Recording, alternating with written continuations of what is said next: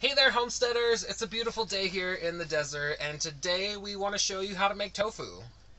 And I'm gonna make something delicious with that tofu and some kale that we have in the high tunnel. Yeah, kale. Kale, superfood, high in iron, Vitamin K vitamin K. for kale. So there's quite a few steps here, so let's go ahead and get started. Let's go. We're Kaliki and Brett, a rugged and adventurous gay couple who are sick and tired of clashing with life in the city.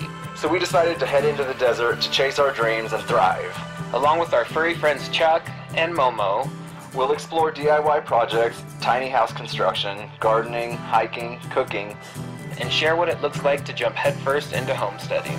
So subscribe and join us on our dusty adventures to build this desert dwelling.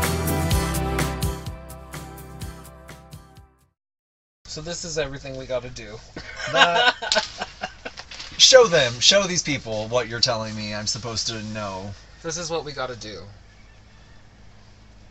It looks like nothing. It looks like everything. It looks like nothing. I am so organized, but my organization can be chaos.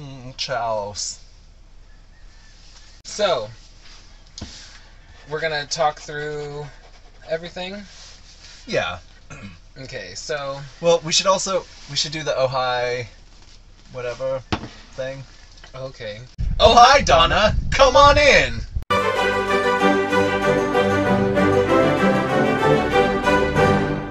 So today we want to make a pound of tofu. So last night we soaked 1.5 cups of dried soybeans. Yeah.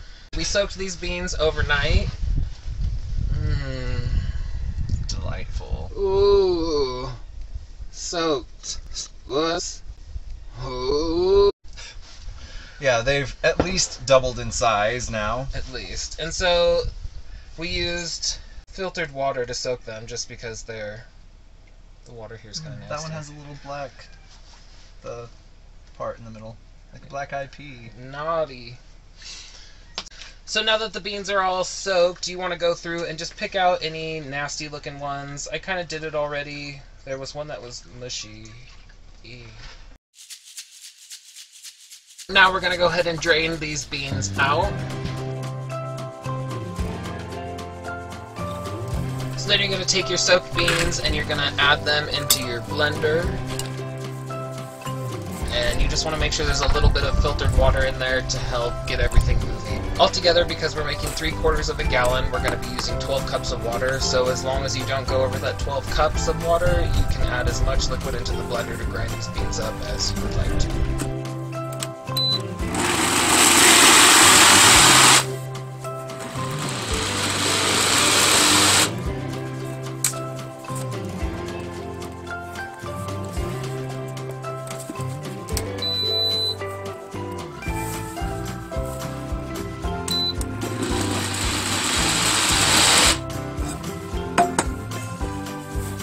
Here's a nut milk bag.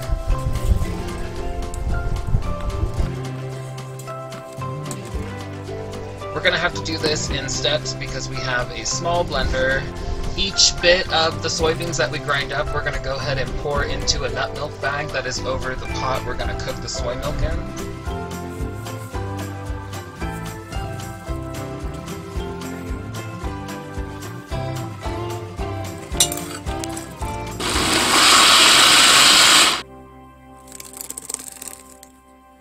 After all of the soybeans have been ground up into the liquid, they'll be in the nut milk bag, and then you just want to squeeze all of that and get as much of the liquid out as possible. I mean, in a way it is kind of like milking a cow, there's just no udder, but like I'm squeezing to like get this stuff out of this pouch. It's like an udder, but no teat. Yeah, a teatless udder.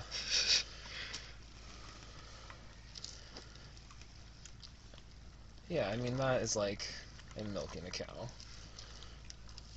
That's weird. It actually really seemed like it. Yeah, don't tell me this isn't milk. If you didn't use 12 cups of water to blend up all the soybeans, then just make sure that you've used 12 cups overall with the liquid that you're getting out of those soybeans. Now that you've got all of the pulp out of the soy milk mixture, you can set that aside. That is okara. You can use that in other baking recipes. It's just kind of like a soy flour of sorts. It should be 3/4 of a gallon. You're going to put that over high heat and bring it to a boil.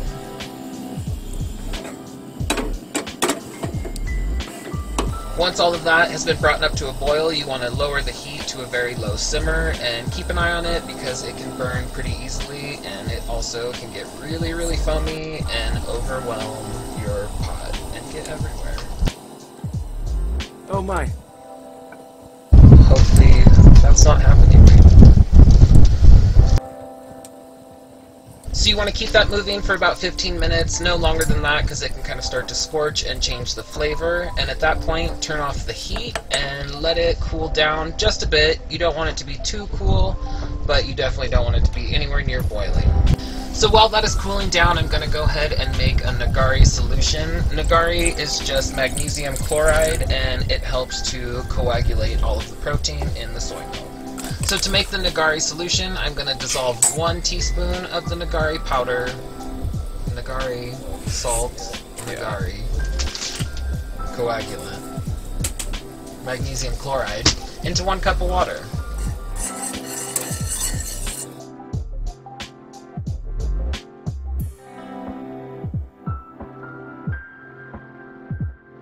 So the next thing you're going to do once it comes down to that temperature is add in your nagari solution.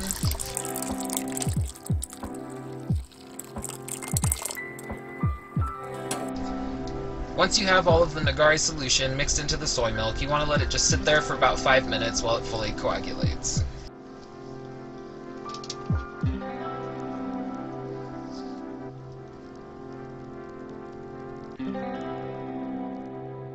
At that point, everything will be pretty much fully coagulated, and you can go ahead and just ladle off the excess liquid, or if you don't want to do that so much, you can just pour it directly into the tofu mold.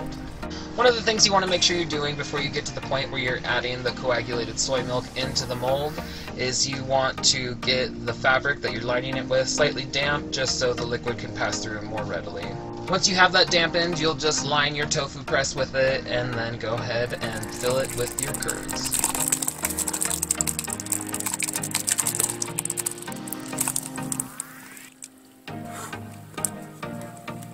Get it, you think? Yeah. Oh, you got it. Now what do we do with all that liquid? I should just pick this up and you can dump it, or? Yeah.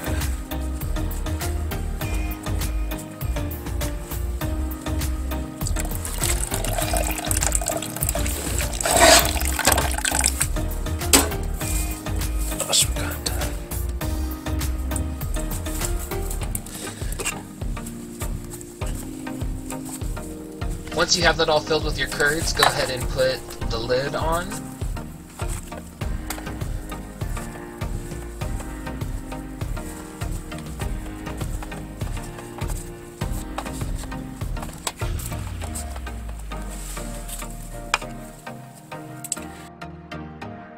And then weight it down, something about the size of a large can of beans or like a pint jar full of water, and leave it there for 15 to 20 minutes. After you've let all the water drain out, you'll go ahead and remove it from the mold. It's so soft. And you have tofu. I just want a slice of it right now.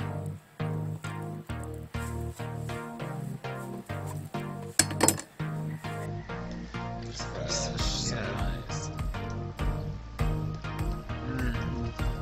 So nice. Yeah. It tastes like a little bit of garlic too, just faintly from the cutting board. Well, that's a delight. Yeah, fresh tofu. Yeah. So now that tofu is all pressed out, it's drained for about 15-20 minutes, and it's firmed up a lot, I am going to start making our dinner. I've got a pot of rice going here. To get started, I am going to chop up some veggies to go with this tofu.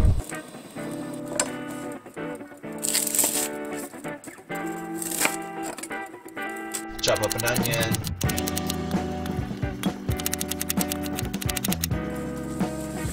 I've got a bowl full of kale here that we picked from the high tunnel earlier this morning.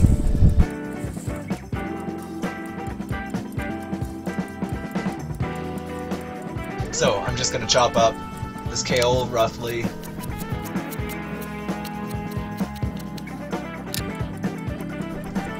And some green garlic.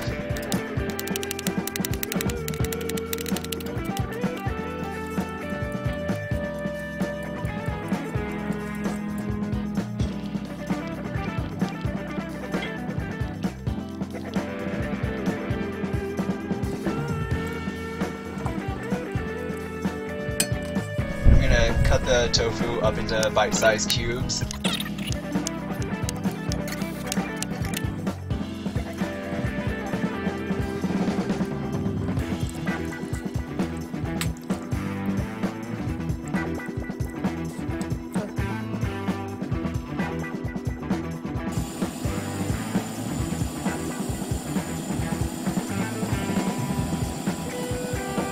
And then I'm just gonna saute that all in a pan.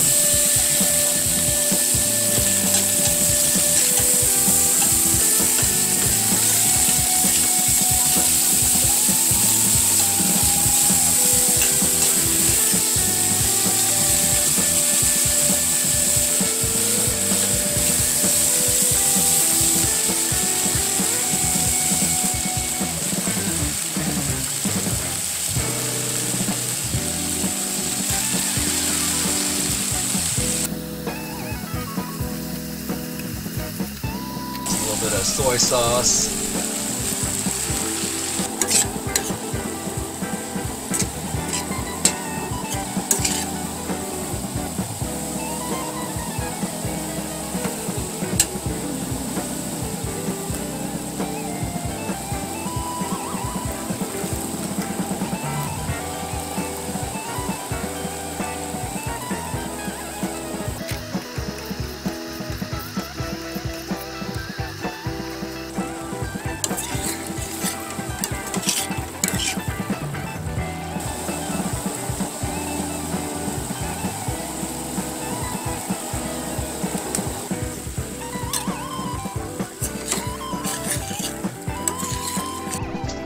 And I'm gonna finish this with some of that fermented honey and garlic that we made. It's been a couple of months ago at this point, so it's just been fermenting this whole time. And I don't want to cook that because it will kill some of the probiotics that are living in there. So I am just going to add that once I turn off the heat and stir that in to give it a little bit of sweetness, a little bit of garlic, and it'll be ready to go.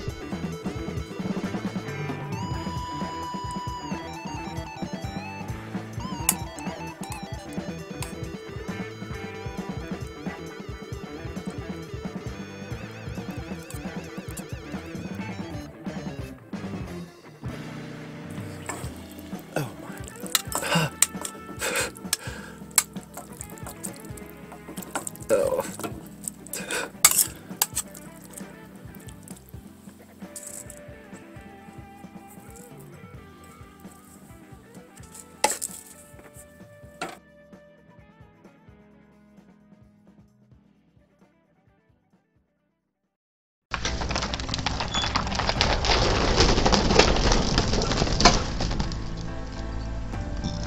Tofu, cheers. Cheers, it looks so good.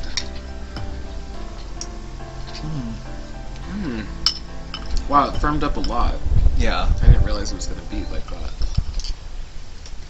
This kale is really nice too. Yeah. It's so, like, kind of tender young leaves. I didn't even have to take the stems off or anything. Yeah, so fresh.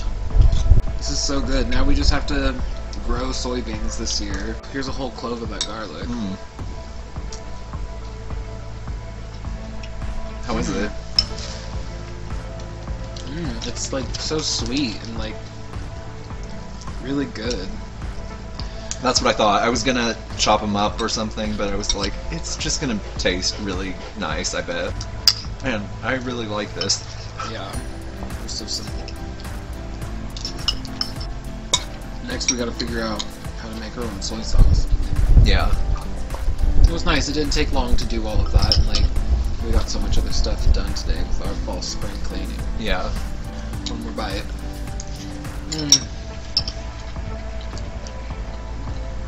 Well, we hope you enjoyed learning how to make tofu with us today. Definitely excited that we've done this again, and hopefully we will keep up with it and keep making it. Yeah.